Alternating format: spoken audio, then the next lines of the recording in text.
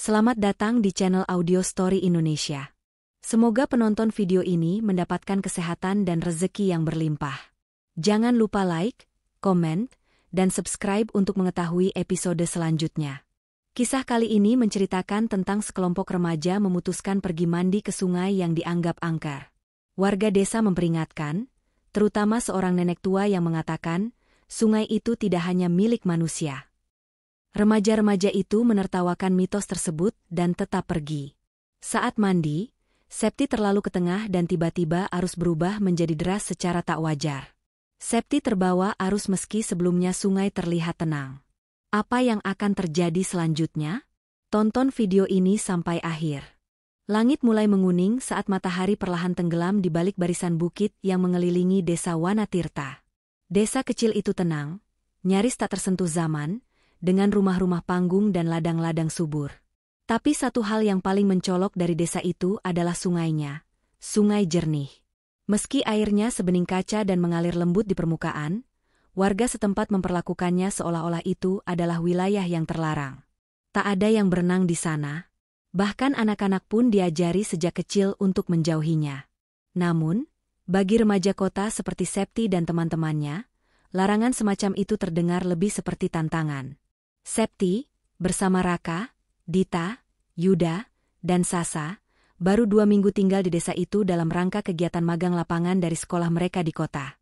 Selama itu pula, mereka mendengar cerita-cerita aneh dari warga desa tentang sungai jernih. Konon, arus di bawahnya tidak seperti sungai biasa. Ia bisa memilih siapa yang boleh lewat dan siapa yang harus ditelan. Ada yang menyebut sungai itu dijaga makhluk halus. Ada pula yang bilang, airnya bisa berubah menjadi jalan ke dunia lain. Ah, cuma cerita rakyat, kata Raka dengan nada mengejek, sore itu saat mereka berkumpul di pos ronda desa. Dita, yang duduk di sebelah Septi, ikut mengangguk. Orang kampung memang suka lebay. Lihat sendiri airnya, tenang banget.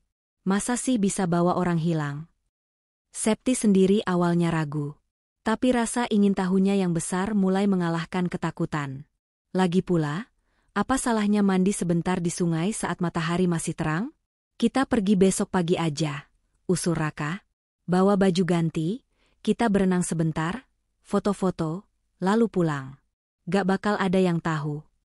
Pagi harinya, mereka berangkat dengan penuh semangat. Jalan menuju sungai menyusuri pinggir hutan kecil. Udara masih dingin, embun belum sepenuhnya menguap dari dedaunan. Tapi suasana cerah dan suara burung membuat perjalanan terasa menyenangkan. Namun, sesaat sebelum mereka sampai di sungai, seorang nenek tua berdiri di tengah jalan setapak. Bajunya lusuh, rambutnya digulung rapi, tapi matanya tajam menatap mereka. "Kalian mau kemana?" tanyanya dengan suara parau. "Ke sungai, Nek. Mandi sebentar," jawab Yuda sambil tersenyum. Nenek itu menggeleng pelan. "Jangan. Sungai itu bukan tempat bermain. Banyak yang hilang dan gak pernah balik. Air itu tidak suci bagi kalian yang datang dari luar." Sasa tersenyum canggung. "Kami cuma sebentar. Kok, lagi panas, jadi pengin seger-seger." "Mereka bisa marah," bisik si nenek, suaranya hampir tak terdengar. Raka hanya tertawa kecil. "Terima kasih, Nek, tapi kami udah jauh-jauh ke sini. Sayang kalau gak mampir." Mereka pun meninggalkan nenek itu, meski Septi sempat menoleh dan melihat wanita tua itu masih berdiri mematung, menatap mereka dengan pandangan yang sulit dijelaskan, antara khawatir, marah, dan takut. Sesampainya di sungai, semua langsung terpesona. Airnya sebening kaca. Dasarnya terlihat jelas, dengan batu-batu bulat kehijauan yang tertutup lumut halus. Tidak ada tanda-tanda bahaya. Bahkan, arusnya tampak nyaris tidak ada. Mereka segera membuka pakaian luar dan masuk ke air sambil tertawa-tawa. Septi sempat ragu melangkah. Hatinya terasa tak nyaman, entah kenapa. Tapi melihat teman-temannya bersenang-senang, ia pun akhirnya ikut. Airnya memang segar, menyejukkan tubuh yang lelah berjalan. Namun, tak lama kemudian, sesuatu mulai berubah. Angin yang semula sejuk mendadak berhenti. Suara burung lenyap begitu saja. Sunyi menyelimuti sungai seperti selimut tak kasat mata. Daun-daun tak lagi bergoyang. Semua terasa beku. Tiba-tiba, dari arah tengah sungai, muncul pusaran kecil. Airnya masih jernih, tapi gerakannya tidak alami. Seolah ada sesuatu di bawah yang menarik. "Septi, jangan ke tengah," teriak Dita. Tapi sudah terlambat. Septi, yang tadinya hanya berdiri di pinggir, merasa kakinya tertarik. Ia mencoba melawan, namun arus itu semakin kuat. Seolah ada tangan-tangan tak terlihat yang mencengkeram pergelangan kakinya dan menariknya ke dalam. "Aku gak bisa," Septi berteriak. Raka dan Yuda mencoba berenang ke arahnya, tapi air di sekeliling Septi seperti berubah bentuk, mengeras dan berputar cepat, memisahkan mereka. Dalam sekejap, tubuh Septi terseret masuk ke pusaran. Lalu, hilang. Air kembali tenang. Seolah tak pernah terjadi apa-apa. Teman-temannya terdiam. Wajah mereka pucat, tubuh mereka menggigil meski matahari masih bersinar. Dari balik hutan, samar-samar terdengar suara, seperti tawa. Tapi terlalu jauh dan terlalu pelan untuk dipastikan apakah itu suara manusia. Atau bukan. Teriakan mereka memecah keheningan hutan yang mengelilingi sungai jernih. Dita berdiri membeku di pinggir air, wajahnya pucat seperti tak berdarah. Sasa menangis, tubuhnya gemetar.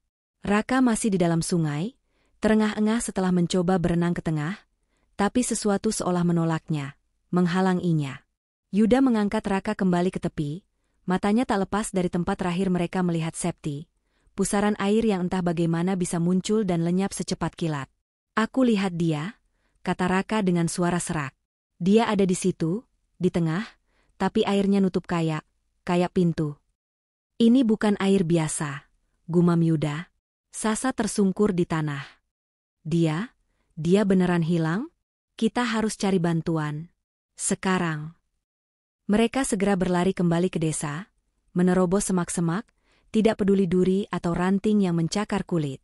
Nafas mereka memburu, ketakutan mencengkeram dada mereka lebih kuat dari kelelahan. Setibanya di desa, mereka langsung menuju rumah kepala dusun, Pak Taryo. Lelaki setengah baya itu terkejut melihat keadaan mereka. Begitu mendengar kabar bahwa Septi hilang ditelan arus di sungai jernih, wajahnya langsung berubah tegang. "Kalian ke sana?" tanyanya dengan suara dalam dan datar. Padahal sudah dibilang. Kami gak tahu bakal begini," kata Dita sambil terisak. Pak Taryo tak membuang waktu. Ia segera mengumpulkan beberapa warga dan menghubungi polisi setempat. Dalam waktu kurang dari 1 jam, sebuah tim pencari datang membawa perahu, tali, dan peralatan selam sederhana. Namun hasilnya nihil. Air sungai tetap jernih. Tidak ada pusaran, tidak ada arus aneh, tidak ada jejak. Bahkan dasar sungai yang biasanya terlihat, kini tampak lebih gelap, seperti bayangan panjang yang menolak diterangi cahaya matahari. "Tidak masuk akal," kata salah satu polisi. "Kalaupun dia tenggelam, tubuhnya harusnya mengapung atau setidaknya bisa ditemukan di dasar. Kita sudah menyisir sepanjang 300 meter. Tak ada apa-apa," tambah penyelam lainnya. Raka duduk di batu besar di tepi sungai, menatap kosong ke arah air.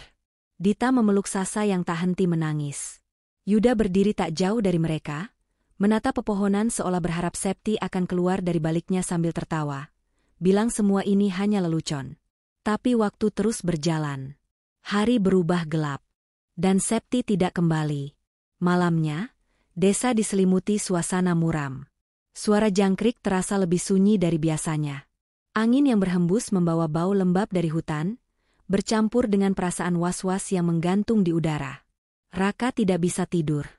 Ia duduk di beranda rumah penginapan mereka, matanya kosong menatap langit malam. Lalu, tiba-tiba, matanya terpejam begitu saja. Bukan karena kantuk, tapi seperti ditarik paksa oleh sesuatu. Dalam mimpi, atau mungkin bukan mimpi, ia berdiri di pinggir sungai yang sama. Tapi suasananya berbeda. Airnya hitam. Langit di atas kelabu dan tidak ada suara. Di seberang sungai, ia melihat seseorang, berdiri diam. "Septi," bisiknya. Perempuan itu tampak seperti Septi, tapi tubuhnya seperti samar. Wajahnya pucat. Matanya hitam legam, tidak ada putihnya. Ia tak bicara. Hanya memandangi Raka dengan ekspresi kosong. Lalu bibirnya bergerak. Tanpa suara. Jangan cari aku. Raka terbangun dengan keringat dingin membasahi tubuhnya. Nafasnya tersengal. Ia memegang dadanya, merasakan jantungnya berdetak kencang. Lalu terdengar ketukan pelan di jendela. Pelan-pelan, ia bangkit dan mendekat. Namun di luar, tidak ada siapa-siapa. Keesokan paginya, Raka menceritakan mimpinya pada yang lain. Dita langsung ketakutan. Sasa menolak mendengarnya. Tapi Yuda terlihat berpikir keras. Ini bukan kejadian biasa. Kayaknya, kita harus cari tahu lebih jauh tentang sungai itu.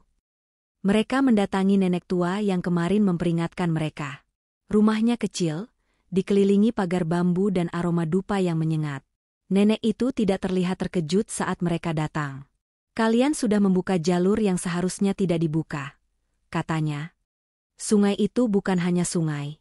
Ia adalah gerbang. Tapi bukan semua yang masuk bisa keluar. Apa maksudnya, gerbang? Tanya Yuda perlahan. Di bawah permukaan itu, lanjut si nenek, ada dunia lain. Dunia yang tidak terikat waktu dan cahaya. Kadang, mereka mengambil seseorang untuk penyeimbang. Bagaimana cara membawa Septi kembali? Tanya Raka. Nenek itu memandang mereka lama, sebelum menjawab dengan suara yang nyaris berbisik. Tak semua bisa pulang. Tapi kalau kalian mau mencoba, kalian harus siap kehilangan lebih dari satu. Sepi.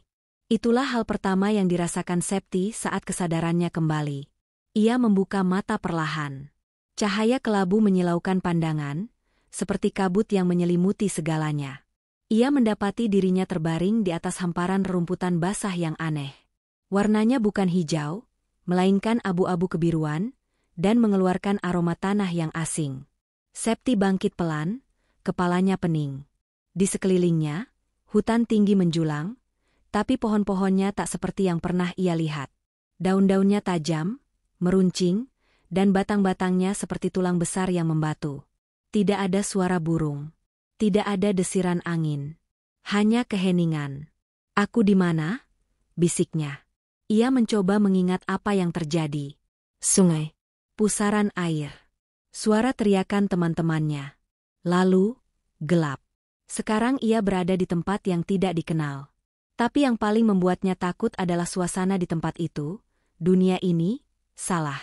Tidak ada kehidupan, tidak ada arah, dan tidak ada langit yang jelas. Hanya kabut dan cahaya pucat dari entah di mana. Langkah kaki kecil di balik semak membuatnya tersentak. Siapa di sana? Teriaknya panik. Dari balik semak, muncul seorang anak laki-laki kecil.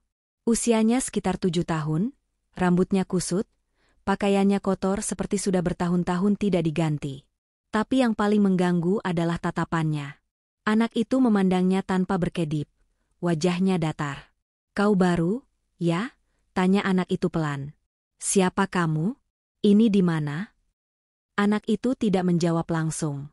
Ia duduk di tanah dan mulai menggambar sesuatu di debu dengan jarinya, sebuah lingkaran dengan tanda seperti mata di tengahnya. Tempat ini bukan dunia kita, katanya akhirnya. Mereka menyebutnya ruang tengah. Disinilah orang-orang yang terambil, tinggal. Terambil? Anak itu mengangguk. Kau melewati gerbang air. Mereka mengambilmu. Siapa mereka? Anak itu menoleh ke arah hutan. Penjaga. Makhluk yang hidup di antara dunia. Kadang mereka butuh penyeimbang, seseorang dari dunia atas yang ditukar. Septi menelan ludah. Jadi aku tidak bisa pulang. Anak itu diam sejenak, lalu menjawab, kebanyakan tidak. Tapi pernah ada yang kembali. 1 orang. Tapi dia tidak sama lagi. Septi berdiri, matanya menyapu sekeliling. Ada jalan keluar? Anak itu mengangguk pelan. Tapi jalannya dijaga. Kalau kau ketahuan mencoba pulang, mereka akan menghapusmu. Bukan mati, tapi lenyap. Seperti tidak pernah ada. Hawa dingin menjalar ke punggung Septi. Tolong tunjukkan jalannya. Aku tidak bisa tinggal di sini. Anak itu berdiri. Ia menoleh ke arah yang berbeda. ke sebuah jalur kecil di antara dua pohon besar yang terlihat seperti menyatu di bagian atas, membentuk lengkungan alami. Itu gerbang bayangan. Kalau kau mendengar suara dari dunia asalmu, jalan itu akan terbuka sebentar. Suara dari dunia asal? Anak itu mengangguk. Panggilan dari orang-orang yang peduli. Tapi mereka harus cukup kuat, atau gerbangnya hanya terbuka sedikit. Kau harus menunggu, tapi juga harus hati-hati. Karena saat gerbang mulai terbuka, penjaga akan tahu. Tiba-tiba, suara gemeretak terdengar dari balik hutan. Ranting-ranting patah. Daun-daun gugur. Anak itu mencengkeram tangan Septi. Kita harus sembunyi. Cepat. Mereka berlari ke balik akar pohon raksasa yang melengkung seperti gua kecil. Dari celah, Septi mengintip ke arah suara itu. Sosok tinggi menjulang melintas di antara pepohonan. Tubuhnya tidak sepenuhnya padat, seolah terbuat dari kabut dan bayangan. Wajahnya kabur, hanya tampak sepasang mata merah yang menyala. Di sekelilingnya, tanah layu, rerumputan berubah hitam. Itu dia, penjaga. Makhluk itu berhenti. Hidungnya, atau semacamnya, seolah mengendus udara. Dia mencium kita, bisik anak itu. Septi menutup mulutnya rapat, menahan napas. Detik-detik berlalu seperti jam. Akhirnya, makhluk itu bergerak menjauh, perlahan, hingga suara langkahnya menghilang. Setelah semuanya tenang, anak itu berbisik, mereka tahu kau di sini. Kau harus segera cari suara itu. Kalau tidak, mereka akan menjemputmu. Di dunia nyata, di desa, malam mulai larut. Raka terlelap dalam tidurnya yang gelisah. Tapi di sela-sela tidurnya, suara samar terdengar lagi. Raka, tolong aku. Raka menggertakkan giginya dalam tidur. Telinganya mendengar, hatinya merasakan. Sementara itu, di dunia kelabu, Septi berdiri di depan lengkungan pohon. Di dalamnya, cahaya redup mulai muncul, seperti lentera dari kejauhan. Ia menatapnya, berharap itu bukan hanya ilusi. Ia belum tahu. Untuk pulang, ia harus menghadapi lebih dari sekadar rasa takut. Ia harus melawan sesuatu yang tak bisa dilukai. Dan mempertaruhkan lebih dari nyawa, identitas, jiwa, dan ingatan. Malam semakin larut di desa Wanatirta. Di dalam kamar kayu penginapan, Raka terduduk diam di atas kasur. Matanya menatap jendela yang mengembun. Mimpi tentang Septi belum juga berhenti menghantuinya.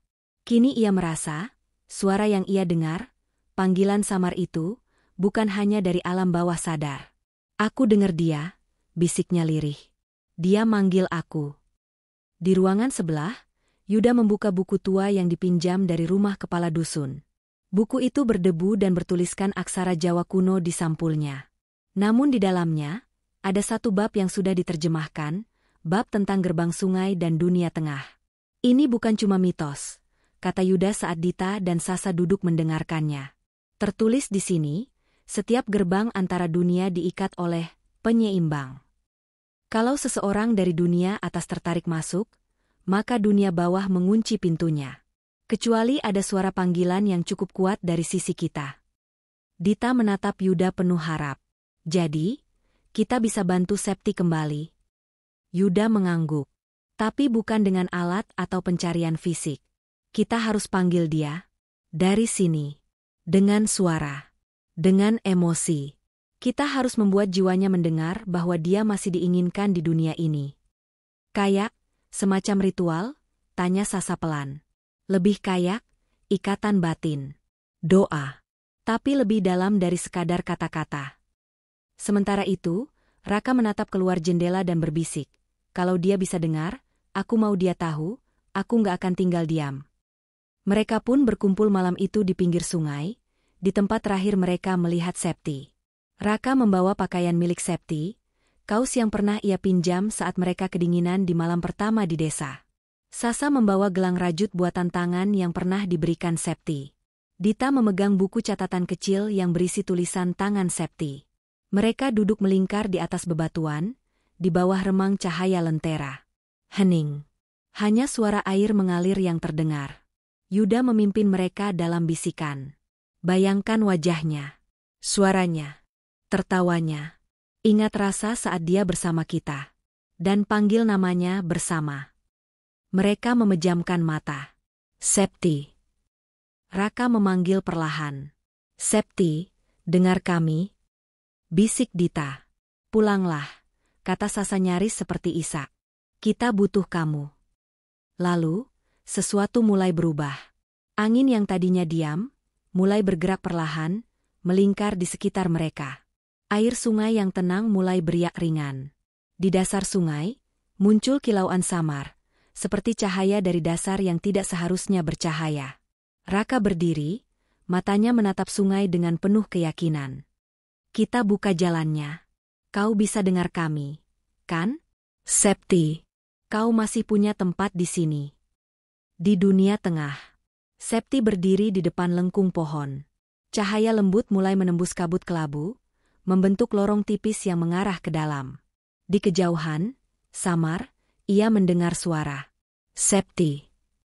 Ia menoleh ke anak laki-laki yang menemaninya. Itu suara mereka? Tanyanya. Anak itu mengangguk. Panggilan dari dunia asalmu. Itu jalan keluar. Septi maju satu langkah. Tapi tiba-tiba, tanah di sekitar lengkung bergetar. Suara raungan menggema dari balik kabut. Penjaga muncul, tinggi, kabur, matanya merah menyala. Tubuhnya menyatu dengan bayangan hutan, tapi kehadirannya begitu kuat hingga udara di sekitar mereka menjadi berat. Cepat! Seru anak itu. Septi berlari. Tapi penjaga bergerak lebih cepat. Bayangannya menyebar di tanah, menyusup seperti tinta hitam. Akar-akar pohon bergoyang liar, mencoba melilit kakinya. Cahaya dari lorong mulai menyusut. Aku harus masuk. Teriak Septi. Anak itu berteriak, jangan lihat ke belakang. Septi mengerahkan seluruh tenaganya dan melompat ke dalam cahaya, tepat ketika bayangan penjaga menyentuh ujung kakinya. Di dunia nyata, sungai tiba-tiba menggelegak. Cahaya putih memancar dari bawah air, menyilaukan mata. Mereka semua mundur, ketakutan. Lalu dari dalam air, tubuh seseorang muncul dengan deras, terhempas ke permukaan seperti dilempar. Septi, teriak Raka. Ia berlari dan menangkap tubuh itu. Basah, lemas, tapi hidup. Mata Septi perlahan terbuka. Nafasnya berat, tubuhnya dingin. Tapi ia melihat wajah-wajah di sekelilingnya, teman-temannya. Kakita, masih di sini? Suaranya parau. Dita memeluknya. Sasa menangis lagi, kali ini karena lega. Ya, bisik Raka. Kamu pulang. Tapi di dasar sungai yang jernih, sesosok bayangan masih berdiam. Dua mata merah menyala dalam diam. Penjaga belum selesai. 3 hari telah berlalu sejak Septi kembali dari dunia tengah. Desa Wana Tirta kembali tenang di permukaan, tapi ketenangan itu terasa rapuh, seperti kaca yang menunggu retak kecil untuk runtuh sepenuhnya. Septi masih belum benar-benar pulih. Meskipun tubuhnya kembali, sorot matanya sering kosong. Ia kerap terdiam lama, menatap sesuatu yang tak dilihat orang lain. Saat malam tiba, ia sering menggigil meski udara tak dingin. Dalam tidurnya, ia mengigau, berbisik dalam bahasa yang tak dimengerti siapapun, kecuali satu kalimat yang berulang-ulang. Mereka mengikutiku. Raka menjaga Septi nyaris tanpa henti. Rasa bersalah karena tidak bisa menyelamatkannya lebih awal, berubah menjadi tekad kuat untuk tidak membiarkannya terluka lagi. Tapi Raka juga tahu, ada sesuatu yang tidak beres. Bukan hanya pada Septi, tapi pada dunia sekitar mereka. Beberapa warga desa mulai mengeluh, tanaman layu tanpa sebab, hewan ternak menghilang, dan anak-anak terbangun tengah malam sambil menangis ketakutan. Bayangan besar berdiri di depan jendela, kata seorang bocah perempuan, matanya sembab. Dia melihat aku, tapi matanya kayak api. Kepala dusun Pak Taryo datang ke penginapan malam itu, raut wajahnya tegang. Kalian harus pergi dari sini, katanya langsung. Sungai itu belum menutup sepenuhnya. Ada sesuatu yang ikut terbuka ketika Septi kembali. Yuda mengernyit. Maksud Bapak, penjaga itu ikut keluar? Pak Taryo mengangguk perlahan. Gerbang tak pernah terbuka satu arah. Jika ada yang keluar, bisa jadi sesuatu juga masuk. Dita menoleh pada Septi, yang duduk di pojok ruangan, matanya menatap kosong ke lantai. Kalau begitu, kita harus menutup gerbangnya, ujar Raka. Apapun caranya. Tapi tak ada cara pasti. Buku-buku tua tak menjelaskan cara menutup gerbang. Hanya menyebut bahwa ketika penyeimbang kembali, dunia bisa terganggu, keseimbangan bisa timpang, dan bayangan bisa mencari jalan menetap. Malam itu, Septi terbangun mendadak. Nafasnya memburu, keringat membasahi keningnya. Ia mendengar suara dari luar jendela, seperti derak ranting, langkah kaki, dan bisikan. Pulang bukan hakmu. Ia berdiri perlahan dan mendekati jendela. Di sana, di balik tirai, berdiri sosok tinggi, tidak sepenuhnya nyata. Wajahnya kabur, tapi mata itu, merah, menyala tajam seperti bara di tengah malam. Kenapa kau ikut ke sini? Bisik Septi dengan suara gemetar. Bayangan itu hanya menatap, lalu perlahan-lahan menghilang ke arah sungai. Keesokan harinya, Septi berkata pada Raka dan yang lain, dia masih mengikutiku. Aku harus kembali ke sungai. Aku harus menghadapinya. Sasa panik. Apa kamu gila? Baru pulang, kamu mau masuk lagi ke sana? Kalau aku gak pergi, dia akan tetap di sini. Dan lama-lama, dia akan ambil yang lain. Setelah diskusi yang menegangkan, akhirnya mereka semua sepakat. Ini bukan hanya tentang Septi. Ini tentang menutup gerbang, dan mengembalikan sesuatu yang seharusnya tak pernah masuk ke dunia mereka. Malam itu, mereka kembali ke tepi sungai jernih. Tidak ada bulan malam itu, hanya kabut tipis yang menggantung di atas air. Septi berjalan paling depan, tubuhnya menggigil, tapi langkahnya pasti. Ia berdiri di atas batu besar yang dulu menjadi tempat awal kejadian. Aku kembali, katanya lantang ke arah air. Kau dengar aku? Aku datang sendiri. Angin berhenti. Air sungai yang biasanya mengalir tenang mendadak diam, seperti membeku dalam aliran. Lalu pusaran perlahan terbentuk kembali, tapi kali ini bukan menarik. Justru seolah menahan, mendorong. Dari dalam pusaran, sosok penjaga muncul. Kini wujudnya lebih jelas. Tubuhnya seperti kabut tebal bercampur daging yang hancur, matanya menyorotkan kemarahan dan rasa lapar. Aku tidak milikmu, teriak Septi. Aku menolak jadi penyeimbangmu. Kembali ke tempatmu. Tiba-tiba, Dita melangkah ke depan, memegang gelang rajut milik Septi. Kalau dia kembali, kau juga harus kembali. Kau tak punya tempat di dunia ini, serunya. Raka dan Yuda melemparkan benda-benda milik Septi ke sungai. Kaos, catatan, foto mereka bersama, semua simbol ikatan Septi dengan dunia nyata. Air mendidih sejenak, lalu pusaran mengecil. Penjaga mengerang, tubuhnya mulai kabur. Ia menggeliat marah, namun tak bisa mendekat. Lalu, boom! Sebuah cahaya terang meledak dari pusaran, mendorong semua ke belakang. Air terhempas. Angin menerjang. Lalu semuanya hening. Sungai kembali mengalir seperti biasa. Gerbang tertutup. 3 bulan kemudian, mereka kembali ke kota. Septi mulai menjalani hidup seperti biasa, meski masih sering terdiam menatap air. Tapi kini, ia tahu satu hal, ada dunia lain, dan ia pernah kembali dari sana. Sebuah keajaiban sekaligus kutukan. Di buku hariannya, ia menulis, dunia itu masih ada. Tapi aku tidak lagi milik mereka. Jika suatu saat gerbang terbuka lagi, aku akan siap. Dan dari dalam hutan desa yang jauh di sana, kabut masih menyelimuti sungai jernih. Diam, tapi menunggu. Terima kasih sudah menonton video ini. Sampai jumpa di video selanjutnya.